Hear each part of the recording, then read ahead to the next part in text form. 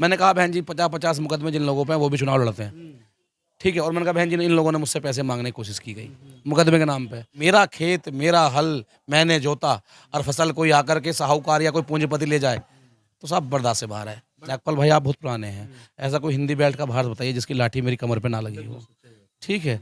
मैं किसी से पूछता नहीं हूँ, मैं हमेशा समर्थन देता रहता हूँ, लोगों के साथ जाता रहता हूँ, तो लोगों में रोष है। अब एक हमारे मित्र हैं उनकी पार्टी भी है, आजाद समाज पार्टी सतपाल चौधरी लड़ रहे हैं। आजाद वजाद तो खैर पता नहीं, लेकिन जो भी है पार्टी है, धन्यवाद है, लोकतंत्र में सबको अधिकार है। जो उन्होंने प्रत्याशी तारे हैं सतपाल चौधरी, उनका इस विधानसभा में मात्र 3,500-4,000 वोट है। नमस्कार, मैं राहुल नागपाल और आप देख रहे हैं हमारा यूट्यूब चैनल जिसका नाम है बोल 85। मैं गाजियाबाद में हूँ और गाजियाबाद की सदर विधानसभा पर उपचुनाव चल रहा है। मेरे साथ रवि गौतम हैं और रवि गौतम सामाजिक कार्यकर्ता हैं। उनका संगठन युवा शक्ति दल देश विदेश में जाना जाता है। जहाँ भी कहीं SC ST OBC पर कोई भी एट्रोसिटी होती है तो रवि गौतम पिछले 10 वर्षों से वहाँ पर अपने संगठन के बैनर तले हमेशा अपनी उपस्थिति दर्ज कराते रहे। अब वो चुनाव लड़ रहे हैं, कौन सी पार्टी से लड़ रहे हैं। हालांकि वो पहले बहुजन समाज पार्टी ने उनको अपना प्रत्याशी बनाया था। क्या कारण रहा कि उनका टिकट काट दिया गया, बहुत सारे सवाल मेरे मन मस्तिष्क में एक एक करके उनसे पूछेंगे और ये भी जानने की कोशिश करेंगे कि तैयारी कैसी चली। रवि भाई स्वागत है आपका। आप सभी का धन्यवाद। आपके चैनल के माध्यम से पूरी दुनिया में बाबा साहब में आस्था रखने वाले लोगों को मेरा जय भीम, दीन ईमान की बात करने वालों को मेरा इस्तकबाल। पहला सवाल ये है कि तैयारी कैसी चल रही है। बहुत अच्छी चल रही है, मेरा फेस बता रहा होगा, जितने प्रत्याशी लड़ रहे हैं उनकी नींद गायब है और मैं बहुत अच्छा चुनाव लड़ रहा हूँ। पहला चुनाव है, पार्टी पहला चुनाव लड़ रही है, AIM पार्टी। बैरिस्टर साहब ने मौका दिया है, मैं उस मौके पे उनकी कचौटे पे खड़ा उतरने की कोशिश कर रहा हूँ और जनता मुझे बहुत प्यार दे रही है। जनता बहुत प्यार दे रही है और आप AIM से चुनाव लड़ रहे हैं। शायद इससे पहले तो पार्टी है कभी चुनाव लड़ी नहीं है। नहीं, AIM पार्टी विधानसभा नहीं लड़ी है, लेकिन मेयर लड़ी है। मेयर में 27,000 वोट मिली है और लेकिन अगर मैं विधानसभा में पहली बार लड़ रही है। तो पार्टी का सिंबल पहली बार आ रहा है और रवि गौतम भी पहली बार चुनाव लड़ रहे हैं। पार्टी फर्स्ट टाइम लड़ रही है, आप भी फर्स्ट टाइम लड़ रहे हैं। लोगों का क्या रिएक्शन है। बहुत अच्छा है। पार्टी पहली बार हो सकती है, लेकिन नाम बहुत पुराना, 1927 की पार्टी है, मजलिस नाम से जानी जाती है और बैरिस्टर साहब ने इसमें ऑल इंडिया और जोड़ दिया तो AIM हो गई है। नारा जय भीम जय मीम का है। तो चुनाव पहला है, पार्टी बहुत पुरानी है और जब लड़ने वाला संघर्षशील युवा हो तो चेहरा पुराना नहीं, चेहरा पुराना है, चुनाव पहली बार है। चुनाव पहली बार है।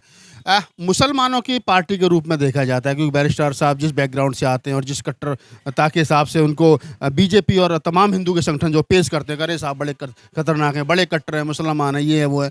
तो आपको लगता है कि जो मुस्लिम वोट है, जो जिनके बारे में कहा जाता है कि पहले सपाई फिर नहीं, पहले भाई फिर सपाई फिर बसपाई, तो क्या इस बार रवि भाई के संपर्क में रवि भाई को वोट देंगे मुसलमान।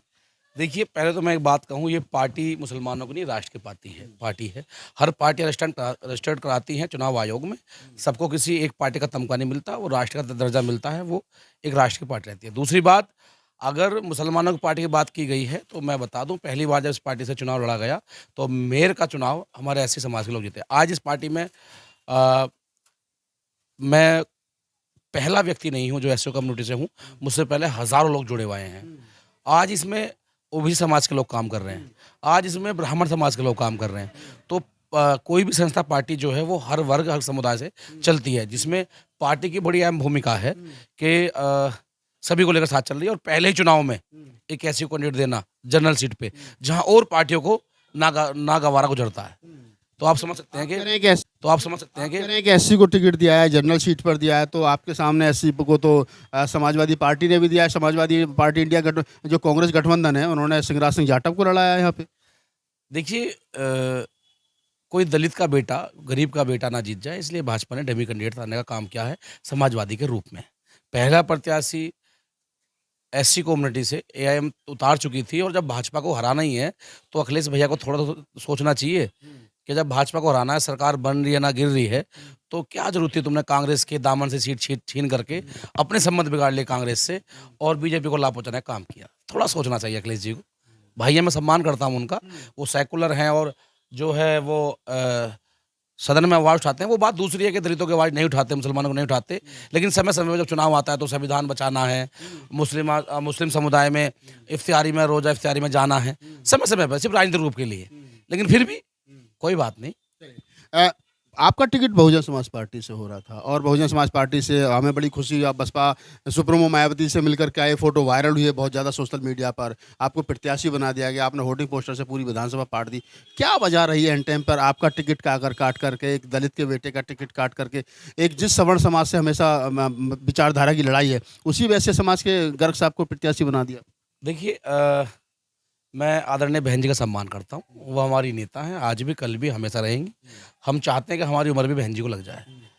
लेकिन मैं एक बात कहूँगा कि कुछ क्षेत्रीय नेताओं को नागुज़ार गुजरा कि एक मेहनती आदमी, संघर्षशील युवा चुनाव लड़े। बहन जी का आशीर्वाद मिला, बहन जी को गुमराह किया गया और मेरा टिकट कटवा दिया गया। 85-15 का नारा था, उस पे लोग आज काम नहीं कर रहे। बहन जी चाहती हैं लेकिन लोग गुमराह कर देते हैं।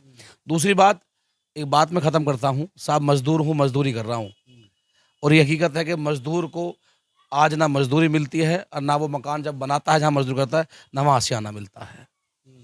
बड़ी बात कह रहे हैं आप। दिल की है, जिसके समझ में आएगी वो साथ देगा, जिसको चुभेगी तो चुभ जाए। लोग कह रहे हैं कहीं ना कहीं दबी जवान में कि रवि गौतम से 50 लाख रुपए बसपा के कोऑर्डिनेटर ने मांगे, 50 लाख दोगे तो टिकट हो जाएगा। पहले कोई प्रत्याशी नहीं था, बाद में 50 लाख देने वाला आ गया तो रवि गौतम का काट दिया। रवि गौतम बड़े साफ शब्दों में एक बात कहता है, रवि गौतम समाज का बैल है, उस पर जितना वजन धर सकते हो धर दो समाज के, वो सबको खींच लेगा। जब ये ज़मीन बंजर थी तो उन्हें एक बैल चाहिए था उनके शब्दों में, लेकिन मेरा समाज मुझे संघर्षशील एक समाज सेवक रूप में देखता है, लेकिन उनके शब्दों में बैल है। कुछ लोगों ने कहा बाद में कि हमने तो हमें तक बैल चाहिए था, वो मिला। तो अगर उस बैल ने उस ज़मीन को जोता जहाँ बंजर थी और उस ज़मीन को उपजाऊ बनाया और जब फसल का समय आया तो तुरंत, जैसे आज सरकार कर रही है कि फसल किसान के यहाँ पैदा होगी और अडानी अंबानी उस पर अपना टैक्स लगा उसको सेल कर देंगे, उसी प्रकार से भाजपा जो है बीएसपी के कुछ लोगों ने वही करने का प्रयास किया। जब विधानसभा खड़ी हो गई, लगभग 2,500 लोगों को मैंने मनाया 2 महीने काम करके कि कोई बात नहीं, चीज़ें उलट-पलट होती हैं, लेकिन इस बार निर्णय लिया गया है, बदलाव होंगे पार्टी में, ऊपर हाईकमान से आदेश है। तो लोग खड़े हुए और जब चीज़ कोई बनकर तैयार हुई, जब हाथी सब पे भारी पड़ रहा था, तो कहीं न कहीं भाजपा कमज़ोर हो गई। भाजपा को लगा कि इस बार जो है, ये जो ताज है भाजपा का, जो आज तक कोई इसे छीन नहीं पाया, कि एक दलित का बेटा, मज़दूर का बेटा, गरीब का बेटा, जो सर समाज को लेकर चलता है, जो दलितों के लिए अपनी जान की बाजी लगाता है, जो मुसलमान भाइयों के लिए अपने कुर्बानी देने को तैयार रहता है, कि वो इसे छीन लेगा। तो तुरंत उन्होंने बड़ी चालाकी से, साहब कहते थे कि इनसे बच के रहना, सांपनाथ नागनाथ के लोग हैं, उन्होंने बड़ी चालाकी से फुंकार भरी और हमारे बीच में से कुछ लोग तैयार करे और मैं टिकट कटवाना काम किया। लेकिन साहब ने कहा था, अगर टिकट देने में गलती हो तो वोट देने में नहीं होनी चाहिए। आज मुझे मेरे उन संघर्षशील साथियों ने मुझे गले लगाया है, चाहे मेरे मुस्लिम भाई हैं, मेरे दलित भाई हैं, मेरे ओबीसी भाई हैं, जो पहचानते हैं कि ये 15 साल से बंदा काम कर रहा है। उन्होंने कहा कोई बात नहीं, एक घर बंद हुआ है, दूसरा घर खुला हुआ है, समाज सेवा करनी है तो भाजपा को रोकना है, वो हम करेंगे। टिकट कटने के बाद में आप मायावती जी से मिले और क्या बात हुई थी बहन जी से उस समय? मैं बहन जी से मिला, मेरी मुलाकात हुई, मैं उनका धन्यवाद करता हूँ बहन जी का। शायद पूरे भारत में साहब के जाने के बाद मैं इकलौता ऐसा व्यक्ति हूँ जो बहन जी का विशेष मुझे आशीर्वाद मिला। मैं जब टिकट लिया, जब भी मेरी 1.5 घंटे बात हुई और जब मेरा कटा, जब भी 1.5 घंटे मतलब लगभग 40 मिनट बात हुई। लेकिन जो लोग मेहनती लोगों को आगे बढ़ाना नहीं चाहते, एक समय फिक्स हुआ कि 11:30 बजे बहन जी से मिलना है। 10:30 बजे उन लोगों के फ़ोन बंद हो गए, चाहे उसमें रवि है, शमसुद्दीन राइन है, ओके है। और जब मैं वहाँ पहुँचा और विधानसभा की टीम लेकर पहुँचा, जो लोग नाराज़ थे, जो बहन जी से मिलना चाहते थे, बहन जी से को जय भीम करना चाहते थे, लगभग 250-300 लोग लेकर मैं पहुँचा। क्योंकि अपना संगठन भी है और सामाजिक है, तो लोग गैर लगे भाई कुछ गलत होने वाला, साथ चलना चाहिए। वहाँ पर मुझसे पहले लोग पहुंच गए, वहाँ एंट्री नहीं थी। सांसद जी आ रहे थे पीछे से, गिरीश जी, उन्होंने मेरी एंट्री कराई। जब मैं पहुंचा तो मीटिंग चल रही थी। इतने में तो पता नहीं उन्होंने बहन जी को क्या कान में भरा के बहन जी लेट आया है, देखो मीटिंग में नहीं आ रहा, लिए जो चीज़ें बाद में सुनने को मिली। बहन जी ने मुझसे 4 बातें करी, मैंने उनका जवाब दिया। मैंने कहा बहन जी ये चीज़ें हैं, ये लोग ऐसे कह रहे हैं। तो बहन जी ने कहा कि ऐसा नहीं है। तो मैंने कहा मैं इनको लड़ा दूंगी। बहन जी ने मुझसे बहुत सारी बातें की कि भाई चुनाव आप कैसे लड़ोगे। मैंने कहा बहन जी मैं तो चुनाव मजबूती से लड़ रहा हूँ। तो कहा कि आप पे मुकदमे हैं। मैंने कहा बहन जी मैं पहले बता चुका हूँ। अब मेरे पे उस समय 2 मुकदमे थे, आज मेरे पे ज़्यादा हो गए हैं। समाज सेवा भाजपा के सामने करने का मतलब ये है कि अगर आप जय श्री राम नहीं कहोगे तो आप आतंकवादी हैं, आप नक्सलवादी हैं। और मैं ये मरते दम तक नहीं कह पाऊँगा। राम मेरे मन में बसते हैं, सबकी आस्था है। अम्बेडकर मेरे मन में बसते हैं, सबकी आस्था है। लेकिन कोई मुझे मार-पीट करवाना चाहेगा, तो साहब हम तो उस वंशज से आते हैं, गर्दन कटा देंगे लेकिन झुकेंगे नहीं। तो बहन जी से कहा गया, मैंने बहन जी मेरे पे 2 मुकदमे हैं, एक मेरे पे 2 अप्रैल का है, एक मेरे पे अभी पीछे दिनों तमिलनाडु के जो प्रदेश अध्यक्ष थे आर्मस्ट्रांग, उनकी हत्या हुई थी। तो मुझे लगा समाज संगठन के माध्यम से, जब कोई चुनाव का भी मसला नहीं था, कि हिंदी बेल्ट भारत से एक आवाज़ जानी चाहिए साउथ के लिए, कि वहाँ से लोग भी भाई बसपा के जो समर्थक लोग हैं वो आंदोलन कर रहे हैं। और फिर दिल्ली में एक मैसेज देना था। मैंने वो किया तो वहाँ से कमिश्नर ने मुझे मुकदमा दर्ज कर दिया कि आप बिगैर शांति के, मतलब बिगैर परमिशन के आप आए। मैंने कोई बात नहीं। तो फिर वहाँ पे लोग खड़े थे, बहन जी ये बताया नहीं गया, मुझे झूठा साबित करने की कोशिश की गई। मैंने कहा बहन जी 50-50 मुकदमे जिन लोगों पे हैं वो भी चुनाव लड़ते हैं, ठीक है। और मैंने कहा बहन जी इन लोगों ने मुझसे पैसे मांगने की कोशिश की गई मुकदमे के नाम पे, कि कोर्ट में जमा होंगे, यहाँ धर दो वहाँ धर दो। मैं एक वकील हूँ, भले ही मैं गरीब हूँ, लेकिन मुझे बाबा साहब ने कलम की ताकत दी है, मैं जानता हूँ। जिन मुकदमे में मैं बेल पे बाहर चल रहा हूँ वहाँ कोई फीस जमा नहीं होती, अगर होती भी है तो मैं जमा करूँगा। तो बहुत सारी कहानियाँ रहीं। बहरहाल कुछ भी रहा हो, फिर मैंने लास्ट में कहा कि बहन जी अगर आप किसी और को लड़ाना चाहती हैं तो मैं उसका स्वागत करता हूँ, लेकिन कैंडिडेट ऐसी हो, क्योंकि जो मेहनत मैंने की है वो एससी समाज को जगाया है। क्योंकि इस विधानसभा में सबसे ज़्यादा निर्णायक भूमिका में एससी है और एससी में जाटव है, फिर उसके बाद मुस्लिम कम्युनिटी है बड़ी संख्या में। अगर ये दोनों आज भी एक हो जाएं, जो इस गरीब के बच्चे के लिए हो रही है, ठीक है, तो ये सीट निकल जाएगी। बहन जी ने कहा कि ठीक है हम एससी लड़ाएंगे। जब फिर मैंने पंचायत करी, पंचायत में मैंने ये कहा कि या तो किसी एससी को लड़ा लो, किसी ओबीसी को लड़ा लो। अगर कोई जनरल कैंडिडेट आता है और वो अगर मेहनती भी होता है, उसने समाज में काम किया हो, तो मेरा पूरा समर्थन, पूरा संगठन उसके साथ काम करेगा। अगर कोई पैराशूट से आएगा तो बर्दाश्त से बाहर है। मेरा खेत, मेरा हल मैंने जोता और फसल कोई आकर के साहूकार या कोई पूंजीपति ले जाए तो साहब बर्दाश्त से बाहर है। बर्दाश्त से बाहर है। अभी हम इस बातचीत को कंप्लीट करेंगे, लेकिन एक सवाल फिर ये आता है कि अब आप बसपा के प्रत्याशी नहीं, अब आप एआईएम के प्रत्याशी हैं और दलित मुसलमानों पर खास तौर से आपका फोकस है। मुसलमान अच्छी खासी तादाद में हैं, दलित अच्छी खासी तादाद में हैं, दोनों भी अगर मिल जाएं तो सीट आसानी से निकाली जा सकती है। ऐसी स्थिति में रवि गौतम अपने निकटतम प्रतिद्वंदी किसको मानते हैं, किससे है टक्कर, किससे है रवि गौतम? मैं कमज़ोर नहीं हूँ, मुझे बहुत बड़ी तादाद में बीएसपी के चाहने वाले वोटर वोट कर रहे हैं। वो इसलिए कर रहे हैं, जो प्रत्याशी उन्होंने तारा है, मैं आपकी बात पे घूम के आऊँगा, जिस आदमी को ये नहीं पता पार्टी की स्थापना कब, स्थापना का भी एक इंटरव्यू देखा था, ठीक है, और इंटरव्यू बड़ा चल रहा है, तो वो क्या मूवमेंट काम करेंगे? तो बहन जी को सोचना चाहिए कि जिसको लाकर उन्होंने खड़ा है वो गर्ग है करके, और गर्ग यहाँ समाज इतनी अच्छी भूमिका में है, काफ़ी अच्छी वोट है, जो वैश्य समाज, बनिया समाज है, वो वोट नहीं दे रहा है। तो ये एक बड़ा इफेक्ट है। दूसरी लोगों में नाराज़गी है कि कोई और होता तो चल जाता, जो बंदा 15 सालों से बारिश में, मह में, नागपाल भाई आप बहुत पुराने हैं, ऐसा कोई हिंदी बेल्ट का भारत बताइए जिसकी लाठी मेरी कमर पे ना लगी हो, ठीक है। मैं किसी से पूछता नहीं हूँ, मैं हमेशा समर्थन देता रहता हूँ, लोगों के साथ जाता रहता हूँ, तो लोगों में रोष है। दूसरी चीज़, अब बात आती है कि फाइट किससे है। जब मैंने बताया कि जो बीएसपी का वोटर है, बीएसपी एक परिवार है, वो मेरे साथ खड़ा है। अब हम बात करते हैं समाजवादी की। समाजवादी ने भाजपा को फायदा पहुंचाने के लिए डमी कैंडिडेट खड़ा किया है। जो लोग अपने परिवार को बांध के रख सकते हैं, वो समाज को क्या बांधेंगे? क्या समाज उन्हें विश्वास करेगा? जो सिंगराज करके हैं, मैं जानता भी नहीं हूँ, उनके छोटे भाई भाजपा में है। हालांकि लोकतंत्र है, लोकतंत्र में सब चलता है, लेकिन आज तक उन्होंने कभी जाटव नहीं लगाया। आज यहाँ लगभग जो बड़ी भूमिका में जो एससी लगभग 50,000 प्लस जो है वो जाटव समाज है उसके लिए, और जो खुद बीएसपी छोड़ करके समाजवादी में गए हैं और बीएसपी के टिकट पे वो नगर निगम का चुनाव नहीं जीत पाए, 600 वोट मिली, जनता उन पे क्या विश्वास करेगी?